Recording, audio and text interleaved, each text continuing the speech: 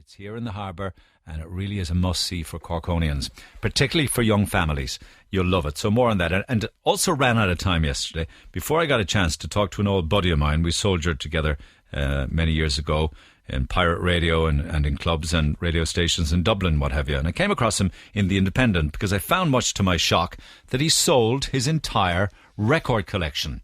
It's Al Dunne. He was former PD at Atlantic 252. He worked on Light FM, now Q102, and also at 4FM. And he should be on the end of a phone here now. Al, good morning. Good morning to you, Neil. How are you? I'm sorry to hear your news, my friend. I bet you regret that now. That was 1995. Why'd you do it, Al? Why'd you do it, man? But I mean, I had a bedroom that I needed to turn back into a bedroom. You must have been in the same position. You hardly have all your vinyl now, do you? I have everything I ever bought and collected, except what was stolen on me or sold by brothers in swap shops. How much room does that take up? A fortune. But we don't all earn the same money as you, Neil, and we can't all afford to live in palaces and solid gold houses. No, stop. I just couldn't bear to get rid of them. I couldn't do it, man. It wasn't easy, right? But again, it was a case of, we need the bedroom. What are we going to do? We have to get rid of this stuff. I mean, you know how much room 12-inch singles take up and 7-inch singles. And at this stage, things were being taken over by CDs as well. So It was a case of, let's get rid. And, I mean, the price, what I got in the end was horrific. Let's first analyse what you actually had, shall we? By virtue of decades and numbers. Well, I started working on radio probably around the same time as yourself, 1979, 1980, and would have been buying stuff at that stage. Excuse me. And then, but by the time 1995 came, that's 15 years between buying stuff and getting a lot of free stuff from record companies. There was a phenomenal amount and an incredible quality, I suppose, of vinyl at that stage as well. Yeah. So you'd have had 7 inches, you'd have had all of the 12 inches versions for club work or what have you, and then also, of course, albums. Yeah. Some fantastic albums, which I suppose I regret selling. Having said that, I mean, I have most of them now as MP3. Yeah. So it's not. I still have access to the music. Right. You just don't have the physical vinyl. Yeah. You know. So I mean, you may have started clubbing and jockeying in '79 or whatever, but I know, for instance, that I started buying around about 1971, 72. So don't forget all of that as well. Yeah, absolutely. I mean, again, as somebody said to me the other day, what was your first record you ever bought? It was Elvis Presley's Burning Love. When that was in the charts, that was 1972, 73. What? So, I mean, no more than yourself. That's a fantastic trivia question. What was the first record you ever bought? What was your one? It was Nazareth Bad Boy. There you go now. You see, you probably had a bit more cred than I did. I was a bit of a rocker. Anyway, you probably thought then that you were sitting on a gold mine, did you? Absolutely. But in 1995, nobody wanted vinyl.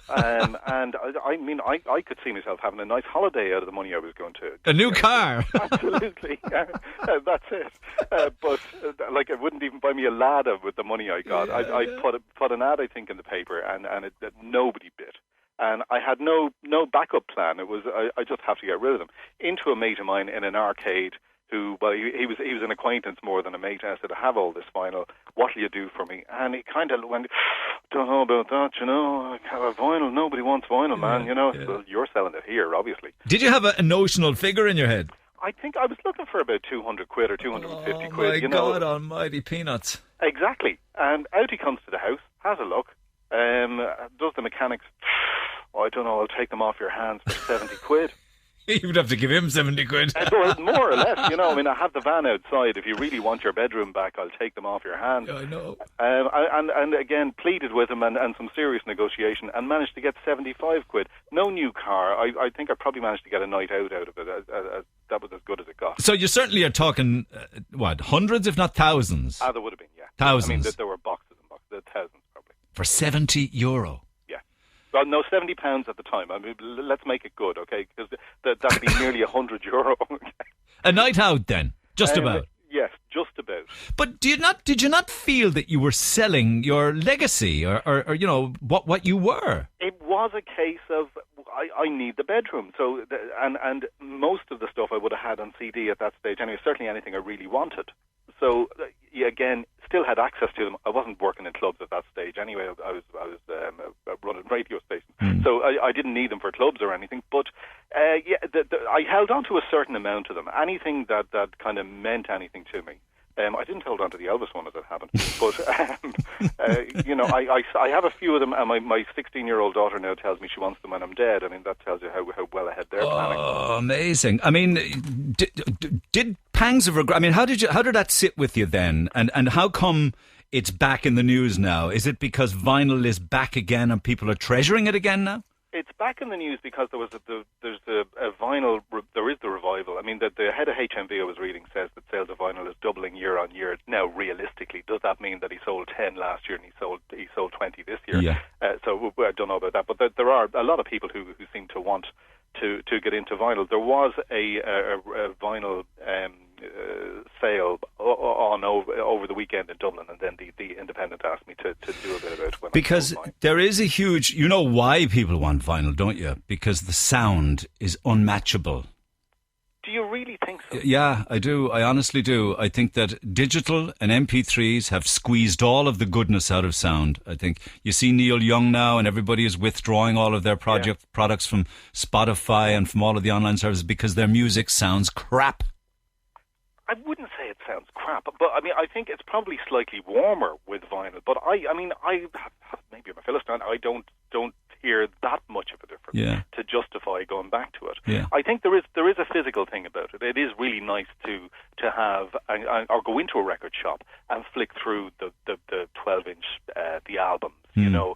But other than that, you know, you or I, we both have access, and most people do, to a hard drive with a load of MP3s with the music that you want to listen to on it. Yeah, maybe I am overly sentimental about it, but there's a whole physical aspect to the record, the turntable, the physical act of putting the arm on the disc and waiting for the sound. You don't get that from a laptop or from an iPhone or from a playout system. You know, it's just not the same. There's no romance involved in it. I do agree, and I mean, again, when I started doing radio no more than yourself, you had two big decks either side of you that you were queuing up records and all, and you kind of missed that. Having said that, at my age and probably at your age, it's nice to be able to press the button and have two songs played together while you go to the loo. So you know that there are positives to it. Yeah, you could, or me, you could be heading down the track of having a bag or something. Well, this is it, exactly. I didn't like to say, Neil, you're a little bit older than I am. Stuff while you're ahead. Did you ever go in and visit any of the second-hand stores to see if any of your stuff turned up?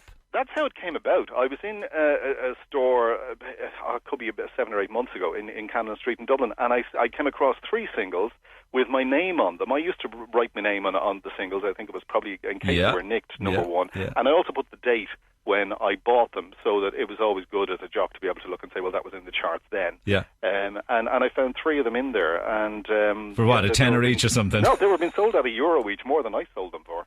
A lot more than you sold them for. Exactly. Yeah, I know. You still see stuff coming up at garage sales and things like that. And if you're really cute, you can get a couple of really great bargains. Yours, did you go back into buying vinyl again, or did you ever bother? No, not at all. Again, I saved. I mean, I'm sitting in the studio at work here, and I can see a bunch of stuff in the corner. I have one particular one there I was looking at yesterday, which is the Sultans of Swing. The 7-inch single of that, which was a different version to the version that's on the album. And the version you'll be playing there, or anyone will be playing on a radio station, is generally the album version. I think that's the only reason I kept that. I mean, I have a handful of stuff here. Unlike yourself, who has probably I still have it, Chad. It's creaking away on sheds. Sorry, it's creaking. Do you ever play them? I do actually, yeah, I do. Maybe not as often as probably now that the kids are grown up and everything. I find myself playing records more. There was a period when no, absolutely not. I got into every fad and every kind of gimmick that went along. But I've always thought that vinyl is the best. You're not on air though anymore, are you not? I do a little bit of fill-in work somewhere. I mean, I have a real job, if you like. I run a PR advertising and training company in Dublin called Unique Media. Okay, all right. Well, I'll let you get back to the day job. Good to reminisce, though, Al. Look after yourself. You too. Take Cheers. care, Neil. Be Bye-bye. careful what you have in your attic.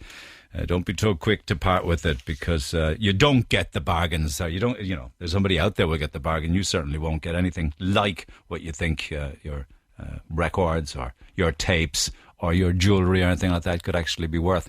And you may well live to regret it. But I'm not saying that Al does. He doesn't, of course. I actually meant to ask him. I don't know whether it was he needed the bedroom space or somebody else was twisting his arm for the bedroom space, and whether he did it because he just wanted to, be kind. Maybe there was a partner or a wife or whatever the case may be. But anyway, that's the deal. Records are coming. Actually, funnily enough, just on the final word on music and records for now, there's a shortage of plastic. There's been such a revival in vinyl. There's a shortage of plastic manufacturing companies to actually make the plastic to press the records, such as the resurgence. It could be hipster related, but certainly I believe there's nothing like the sound of vinyl. It just is incomparable. Maybe you'll agree or disagree. I see a lot coming in there now on dogs' names, which is good.